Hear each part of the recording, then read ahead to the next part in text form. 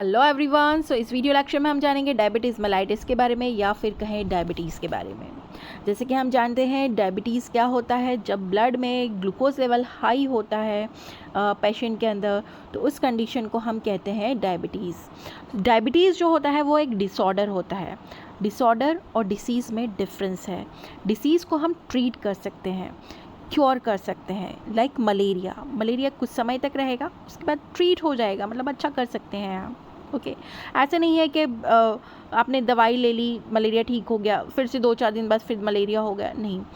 But diabetes जो है वो डिसऑर्डर है। डिसऑर्डर मतलब आप इसको पूरी तरह से ट्रीट नहीं कर सकते, आपको इसे मैनेज करके रखना पड़ेगा। Manage in the sense you can say आपको डाइट आपकी प्रॉपर रखनी पड़ेगी, आपको मेडिसिन भी लेना होगा, आपको एक्सरसाइज या कुछ फिज़िकल एक्टिविटी भी करनी होगी। ऐसा नहीं कि सिर्फ मेडिसिन लेकर आपने पूरी तरह से डायबिटीज़ को हटा दिया है। ऐसा कहीं भी देखा नहीं गया है कि आप सिर्फ मेडिसिन की हेल्प से डायबिटीज़ को क्योर कर सकें। ओके तो आप डायबिटीज़ को मैनेज कर सकते हैं, इसलिए इसे मेटाबॉलिक डिसऑर्डर कहा गया है। डिसऑर्डर ओके क्योंकि ये मेटाबॉलिज्म से रिलेटेड है। यहाँ पे कार्बोहाइड्रेट का जो मेटाबॉलिज्म है या ग्लूकोज का जो मेटाबॉलिज्म है वो डिस्टर्ब हो जाता है, इसलिए कार्बोहाइड्रेट का जो मेटाबॉलिज्म है वो डिस्टर्ब हो जाता है, और उसकी वजह से क्या होता है, ग्लूकोज लेवल ब्लड में हाई रहने लग जाता है, और उस कंडीशन को हम कहते हैं hyperglycaemia. So diabetes is a metabolic disorder characterised by hyperglycaemia. Hyperglycaemia मतलब हाइपर मतलब हाई, ग्लाइसीमिया मतलब ग्लूकोज, तो हाई ब्लड ग्लूकोज लेवल रहना। Then diabetes mellitus is a disorder in which body does not produce enough और respond normally to the insulin.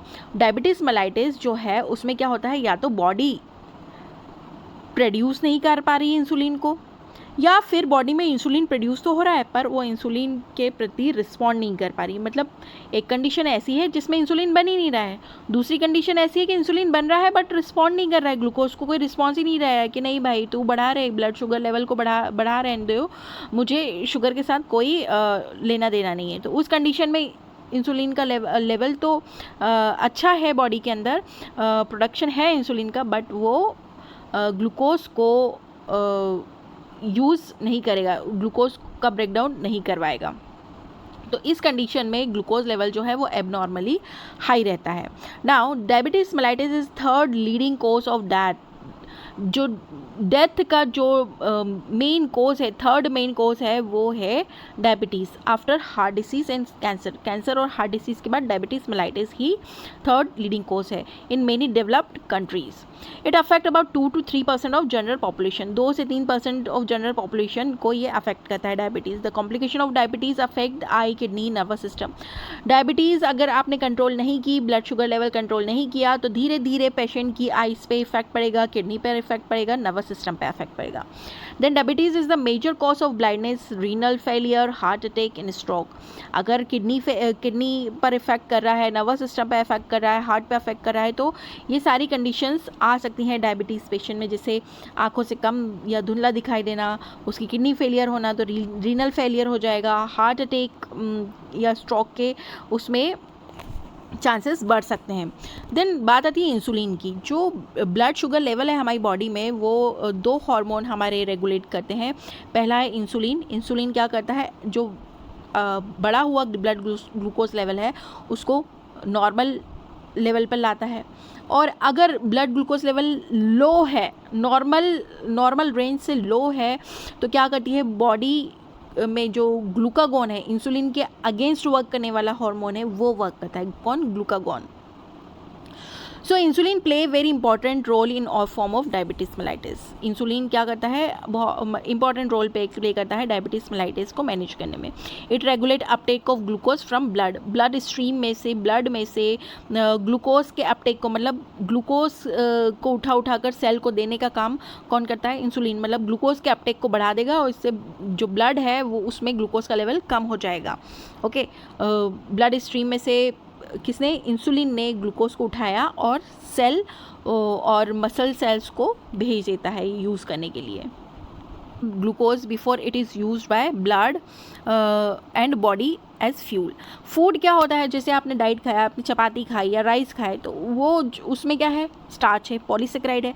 अब उनको monosaccharide में convert करना है, मतलब सिंपल सेकेराइड में कन्वर्ट करना है, तो जो आपका स्टार्च है वो कन्वर्ट हो जाएगा ग्लूकोज में, मतलब ब्रेक डाउन होगा उसका, और इसको ब्लड में भेजा जाएगा, और ब्लड में भेजने के बाद इनको सेल में भेजा जाएगा, जहाँ पे ये बॉडी के फ्यूल की तरह वर्क करेगी। मतलब बॉडी कोई भी मशीन को चलाने के लिए आपको फ्यूल की ज़रूरत होती है, वैसे ही अपनी बॉडी को चलाने के लिए फ्यूल की ज़रूरत होगी, तो वो होगा glucose. So as a result blood glucose level is in the body get rise. तो क्या होता है, जब आप खाना खाते हैं तो उसके बाद जैसे ही खाना पचना शुरू होता है, फूड में से ग्लूकोज एब्जॉर्ब होना शुरू होता है, तो ब्लड का ग्लूकोज लेवल क्या हो जाता है, हाई हो जाता है। सो जैसे ही ब्लड ग्लूकोज लेवल हाई होगा, पैनक्रिया क्या करने लग जाएगा, इंसुलिन हार्मोन को रिलीज़ करने लग जाएगा इन द ब्लड। और क्या होगा, इंसुलिन हार्मोन जैसे ही ब्लड में पहुंचेगा, ग्लूकोज को कहाँ भेज दिया जाएगा, सेल्स के अंदर, कि जाओ भाई सेल इन ग्लूकोज को यूज़ करो, ये बॉडी का ग्लूकोज लेवल बढ़ा रहे हैं। About 2/3 of the body cell use insulin. अब क्या करते हैं, हमारे बॉडी के 2/3 जो सेल हैं वो इंसुलिन का यूज़ करते हैं to absorb glucose from the blood में से ग्लूकोज को एब्जॉर्ब करने के लिए, and also to use a fuel. Now come to the so it is also known as insulin dependent diabetes mellitus और juvenile diabetes mellitus। Insulin dependent मतलब यहाँ पर जो डायबिटिक पेशेंट है वो इंसुलिन के ऊपर डिपेंड है। मतलब क्या है, it is caused by lack of insulin secretion due to destruction of beta cells of pancreas. Pancreas के बीटा सेल्स यहाँ पे डैमेज हैं, डिस्ट्रक्ट हैं, उसकी वजह से क्या हो रहा है, इंसुलिन सीक्रेट ही नहीं हो पा रहा है। तो इस कंडीशन में आपको ग्लूकोज की इंजेक्शन इंसुलिन की इंजेक्शन देने पड़ेंगे पेशेंट को। Okay, then the onset of type 1 diabetes mellitus occur early during childhood और प्यूबर्टी। क्या होता है, ये जो टाइप 1 डायबिटीज़ मेलाइटिस है वो चाइल्डहुड या पुबर्टी के दौरान, यूजुअली जब पेशेंट लेस देन 20 ईयर्स का होता है, उस दौरान ये सिम्टम्स इसके आ जाते हैं। इनके सिम्टम्स है पॉलीयूरिया, मतलब यूरिनेशन, बार बार यूरिन आएगी, वेट लॉस होता है, वीकनेस आती है, ड्राई स्किन हो जाती है, कीटो एसिडोसिस हो जाता है, देन बहुत ज़्यादा थकान महसूस होगी, मतलब फटीग होगा, एक्सेसिव थर्स्ट, मतलब बहुत ज़्यादा प्यास लगेगी। जाहिर है कि बार बार यूरिनेशन जा रहा है पेशेंट, तो बार बार उसे प्यास भी लगेगी। Now come to the second type of diabetes mellitus. Second type में क्या हो रहा है कि जो आपके सेल है वो रिस्पॉन्ड नहीं कर रहे हैं इंसुलिन को।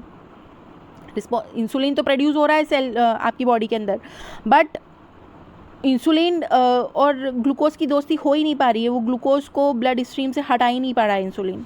सो it is caused by decrease sensitivity of target tissues to insulin. Tissues या सेल जो है उनकी सेंसिटिविटी कम हो गई इंसुलिन के प्रति। Okay, so this reduce sensitivity of insulin is refer to insulin resistance. और इस टाइप की कंडीशन को हम क्या बोलते हैं, इंसुलिन रेसिस्टेंस बोलते हैं।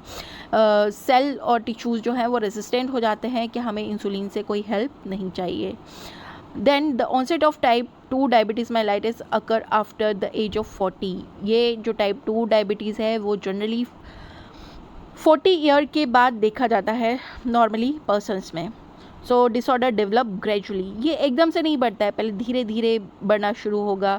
आपकी शुगर लेवल थोड़ी सी हाई रहेगी, फिर अगर आपने उसे मैनेज नहीं किया तो और हाई रहने लग जाएगी, ऐसे ऐसे ग्रेजुअली ये डेवलप होता है। Therefore the syndrome is referred to as adult onset diabetes. तो जनरली ये एडल्ट्स में देखी जाती है। Now come to the symptoms of diabetes. Symptoms अगर हम देखें तो क्या क्या लक्षण हो सकते हैं, कांस्टेंट थर्स्ट, मतलब बहुत ज़्यादा प्यास लग रही है, फ्रीक्वेंट यूरिनेशन जा रहा है, रैपिड वेट लॉस हो रहा है। Third type of diabetes mellitus अगर हम देखें तो गेस्टेशनल डायबिटीज़ है, मतलब ड्यूरिंग प्रेगनेंसी कुछ विमेंस को क्या हो जाता है, उस ड्यूरेशन में डायबिटीज़ के डेवलप हो जाता है। सो गेस्टेशनल डायबिटीज़ मेलाइटिस अगर during pregnancy as a result of hormonal influence, क्योंकि प्रेगनेंसी के दौरान बहुत ज़्यादा हार्मोनल चेंजेस होते हैं, और इस वजह से क्या होता है, सेल जो होते हैं इंसुलिन रेजिस्टेंस हो जाते हैं। तो इस कंडीशन में थोड़ा ब्लड ग्लूकोज लेवल जो हाई रहने लग जाता है। Another type of diabetes is associated with syndrome condition. अगर कोई सिंड्रोम कंडीशन है जैसे genetic disease of beta cell function, अगर जेनेटिकल डिसऑर्डर है बीटा पैनक्रियाटिक सेल में, देन पैनक्रियाटिक डिसीज़ है या एंडोक्राइन डिसीज़ है या इंसुलिन रिसेप्टर एबनॉर्मलिटी है, तो अदर रीजंस ये भी हो सकते हैं. देन डायग्नोसिस, हम कैसे डायग्नोस कर सकते हैं ब्लड ग्लूकोज लेवल को, डायबिटीज़ मेलाइटिस को. तो सबसे पहले आप ब्लड ग्लूकोज का एस्टिमेशन, ब्लड ग्लूकोज टेस्ट करवाइए, यूरिन टेस्ट करवाइए for glucose. Then glucose tolerance test आप करवा सकते हैं. फास्टिंग प्लाज्मा ग्लूकोज आप चेक करवाइए. फास्टिंग मतलब आपको रात भर फास्ट रखना है, मतलब रात भर अगर आपने 6 बजे शाम को खाया है तो अब अगले दिन सुबह आपको 6 बजे अपना ब्लड सैंपल देना है, उसके बाद ही कुछ खाना है. इसको हम फास्टिंग प्लाज्मा ग्लूकोज टेस्टिंग बोलते हैं. और इस दौरान आपका जो ब्लड ग्लूकोज लेवल है वो 110 से कम आना चाहिए, मतलब 70 से 110 के बीच में होना चाहिए. Okay. Then after 2 hour of glucose load, जब आप खाना खा लें उसके 2 घंटे के बाद आपका ब्लड ग्लूकोज लेवल कितना होना चाहिए, लेस देन 140 होना चाहिए नॉर्मल कंडीशन में. Okay. Now come to the management of diabetes. Management अगर देखें हम डायबिटीज़ का, तो हम कैसे मैनेज कर सकते हैं डायबिटीज़ मेलाइटिस को. तो healthy eating, promote healthy eating. आप अच्छा खाएं, ज़्यादा तला हुआ ज़्यादा फैटी फूड ना खाएं. Promote regular physical activities. Physical activities आपको करते रहना चाहिए. कुछ भी खेलिए आप, कोई बैडमिंटन खेलिए जिसमें आप अपनी एनर्जी को बर्न कर सकें, आपकी कैलोरीज बर्न कर सकें, एक्सरसाइज कर सकें. ओके. हैविंग रेगुलर चेकअप करना भी ज़रूरी है. Okay. Stop eating excessive amount of fat, oil, sugar, salt. Limit alcohol intake. आपको ज़्यादा अमाउंट में फ़ैट नहीं लेना है, ऑयल नहीं लेना है, शुगर्स नहीं लेना है, सॉल्ट्स नहीं लेना है. ओके. अल्कोहल के इंटेक को कम कर देना है. Then eat lot of non starchy, जिसमें स्टार्च कम हो वैसे वेजिटेबल और फ्रूट लेने हैं. Then encourage any kind of physical activity. कुछ फिजिकल एक्टिविटी भी आपको करनी है. Then self monitoring of blood glucose. आपके घर पर ब्लड ग्लूकोज मॉनिटर लेके आइए. सेल्फ मॉनिटरिंग भी कीजिए. ओके. कि फास्टिंग ग्लूकोज आपका कितना है, आपका खाने के बाद 2 घंटे बाद ब्लड ग्लूकोज लेवल कितना जा रहा है. तो ऐसे आप सेल्फ मॉनिटरिंग भी कर सकते हैं. देन इसी के साथ साथ आप अगर आपको डॉक्टर ने मेडिसिन प्रिस्क्राइब की है तो आप मेडिसिन भी लीजिए और स्मोकिंग और अल्कोहल कंजप्शन को अवॉइड कीजिए.